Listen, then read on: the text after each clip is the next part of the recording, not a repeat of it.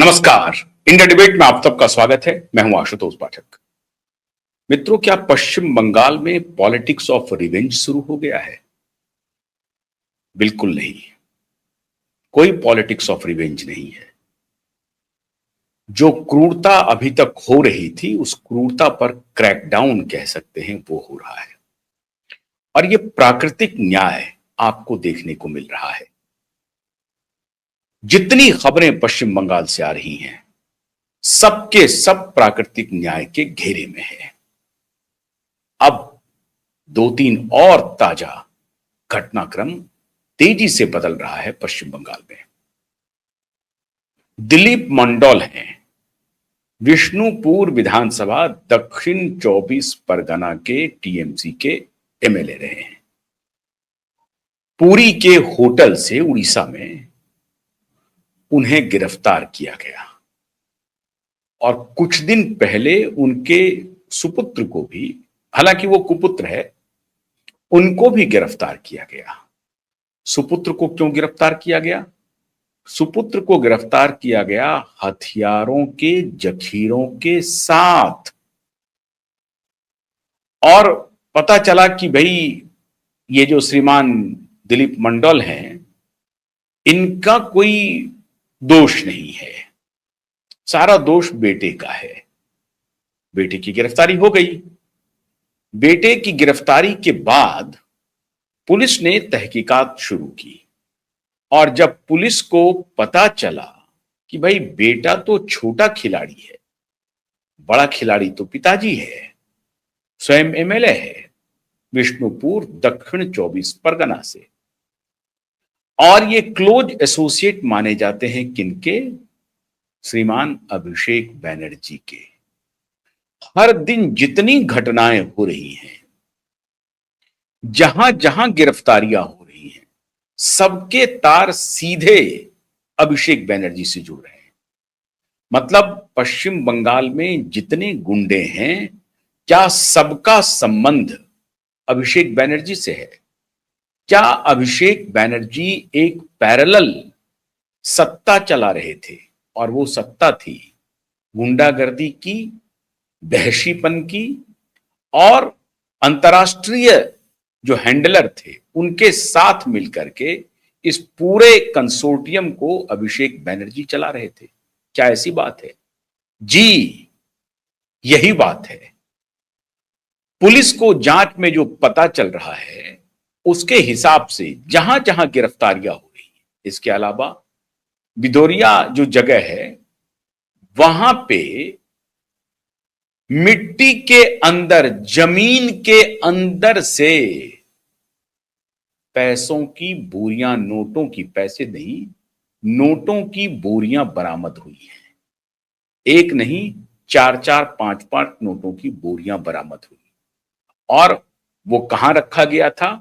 मिट्टी खोद करके, त्रिपाल उसको कहते हैं, त्रिपाल जो बाढ़ में या तूफान में जहां कहीं भी आबादी प्रभावित होती है, तो सरकार अपने तरफ से टेंट, त्रिपाल वगैरह का मुहैया कराती है, उसको सुविधा देती है, असिस्टेंस देती है सरकार की तरफ से। क्योंकि ये म्युनिसिपल कॉरपोरेशन के श्रीमान चेयरमैन थे, तो उन्होंने ये सारे पैसे, 80 लाख रुपए जो कैश मिले वो अलग हैं, जो घर में मिले 80 लाख रुपए, सिर्फ 500-500 नोट के गड्डी मिले। अब मोदी जी ने, पता नहीं, मोदी जी ने जो 2000 नोट को भी खत्म कर दिया था, 1000 को भी खत्म कर दिया। अब मोटे तौर पर बाजार में 500 के ही नोट प्रचलन में दिखाई पड़ रहे हैं। वो नोट गए कहां ये पता नहीं है। जो बड़े नोट थे वो गए कहां, वापस कर लिया गया। खैर, वो विषय नहीं है आज। विषय है कि 500-500 रुपए के नोट की गड्डी 80 लाख रुपए में बरामद हुई। इसके अलावा जो मिट्टी के अंदर, जमीन के अंदर बोरियों में भर के पैसे रखे गए थे और ऊपर से उसको ढक दिया गया था, और ये श्रीमान उन्हीं चेयरमैन के सुझाव पर कि भाई वहां पर हमने पैसे रख लिए हैं, उनकी निशानदेही पर यह कार्रवाई की गई, तब ये पैसे मिले हैं। ऐसा नहीं है कि आकाशवाणी हुई थी जो प्रभु श्री राम कह रहे हैं ऊपर से कि साहब देखिए फलाने जगह पर मिट्टी के अंदर पैसे रखे हुए हैं, ऐसा नहीं हुआ। श्रीमान ने ही निशानदेही की कि भाई इस जगह पर मिट्टी के अंदर हमने पैसे छुपा करके रखे हैं, रुपए नोटों की गड्डियां छुपाई हैं, बोरियों में बंद हैं, आप उसे निकाल लीजिए। वो नोटों की गड्डियां मिली। दिलीप मंडल का जो हथियार मिला उनके बेटे का, अब पुलिस तहकीकात कर रही है कि इतना बड़ा जखीरा कैसे मिल सकता है। दिलीप मंडल जी के यहां से भी नोटों की गड्डियां बरामद हुई, आपत्तिजनक दस्तावेज बरामद हुए हैं। पुरी को होटल में जब पुलिस ने उनको गिरफ्तार किया, उसके बाद से उनको लेकर के आई है पश्चिम बंगाल, और पश्चिम बंगाल में लगातार उनके निशानदेही पे रोज नया नया रहस्य उद्घाटन हो रहा है कि कहां पर क्या छिपा करके रखा हुआ है। सांसें फूल रही हैं अभिषेक बनर्जी की। इस दौरान एक और घटना हुई। आज 28 मई है, आज ईद की छुट्टी है, बकरीद की छुट्टी है। शुभेंदु अधिकारी ने कहा कि हम 2 दिन छुट्टी नहीं दे सकते, एक ही दिन की छुट्टी है वहां पे।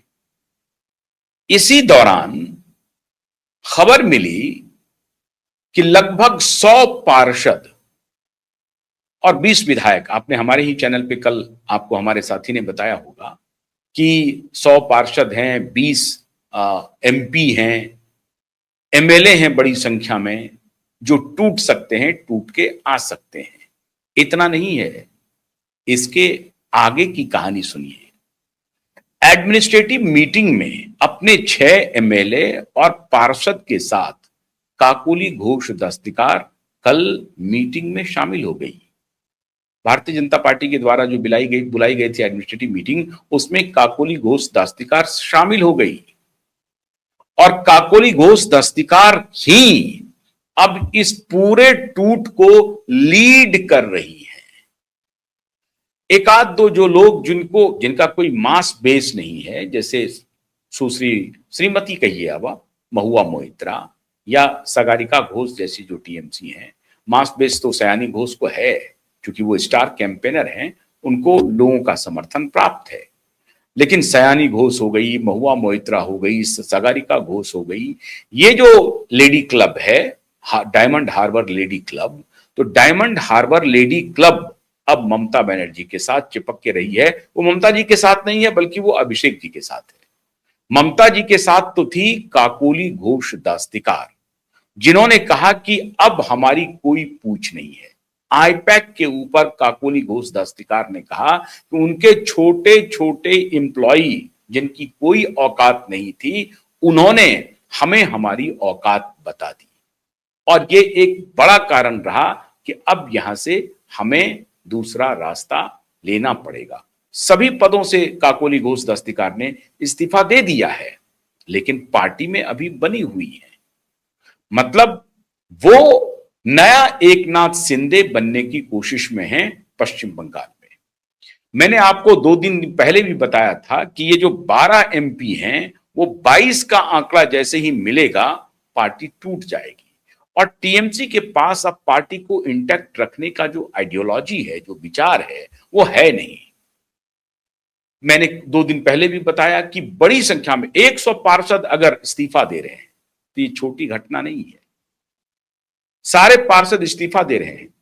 सभी म्युनिसिपल कॉरपोरेशन में मोटे तौर पर जो चेयरमैन हैं और जो बड़े पार्षद हैं, उनके यहां छापेमारी हो रही है इन्फोर्समेंट डायरेक्टरेट की, ईडी की छापेमारी हो रही है, ध्यान रखिए।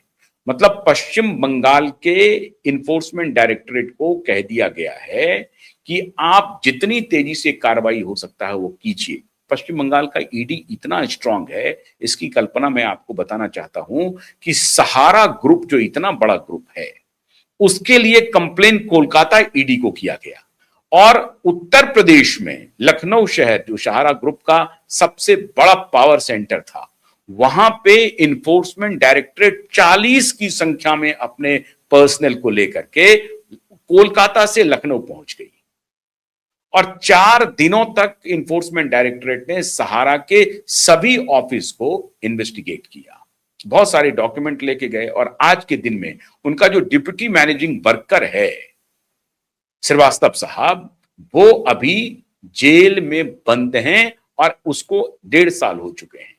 उनको जमानत नहीं मिली है। इन्फोर्समेंट डायरेक्टरेट ने जो उनको गिरफ्तार किया तो अभी तक वो जेल में हैं, उनको जमानत नहीं मिली है। तो कोलकाता में इन्फोर्समेंट डायरेक्टरेट, मुझे जो लगता है कि पूर्वी भारत में जो ईडी का दफ्तर है वो बहुत स्ट्रांग है। हालांकि ईडी के ये कार्रवाई और हुई है जो पनीर विजयम पेनारी विजयन को लेकर के है केरला में, उस पर मैं एक अलग से स्टोरी बताऊंगा। अभी पश्चिम बंगाल के हालात ये हैं कि इन्फोर्समेंट डायरेक्टरेट को सारी जानकारी अब खबर आ रही है अंदर से काकोली घोष एंड टीम के तरफ से मुहैया कराई जा रही है।